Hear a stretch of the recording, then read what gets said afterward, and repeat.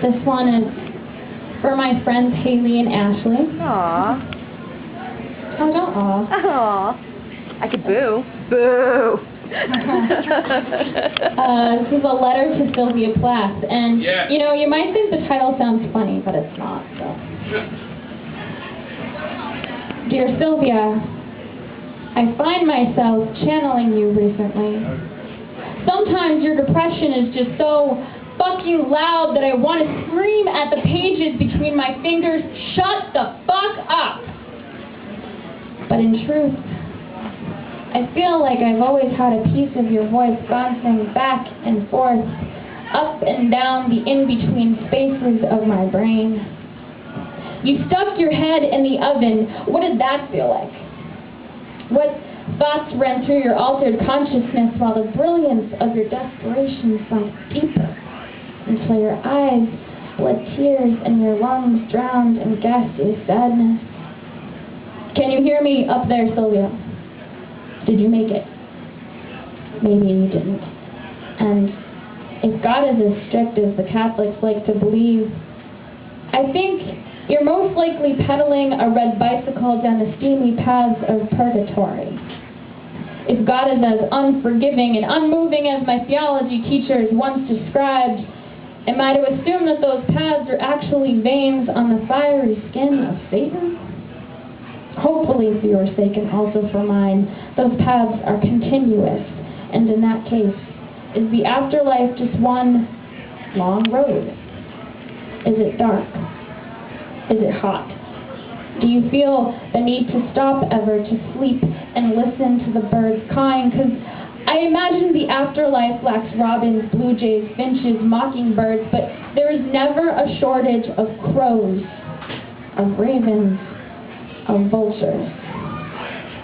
Unlike yours, Sylvia, my house does not have a crawl space below the bookshelf. I cannot find a hole to die in.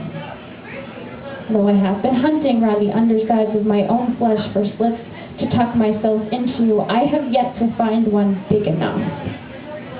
I do not have the guts to take the pills my doctor so graciously prescribed after revealing my so-called morbid fantasies. And I swear to God, I wouldn't have told him in the first place, but he said they were our secrets and I was safe. On the 4th floor of the parking garage, surrounded by concrete, cold bars, and biting ice, I often climb over the edge, and I picture myself falling. This, too, is a secret, Sylvia, so don't tell anyone. I picture myself falling. There are no passers-by on the sidewalks, no witnesses to the crime, and grabbing hold of the icy bar, I let my feet dangle in the air, just a few inches from the safety of the floor. Just a teaser for what might come someday. Unlike you, Sylvia, I'm no artist. I am not exceptionally talented in the art of dying or anything else that matters. The scars on these surfaces are not battle wounds. They are not accidental either. They're just purple lines with sharp angles and a few covered by ink now. But straight lines often smile when you least expect it, my dear friend. I'm sure you'd agree. You've bitten a few cheeks in your time, Sylvia. You've made a spectacle of your despair.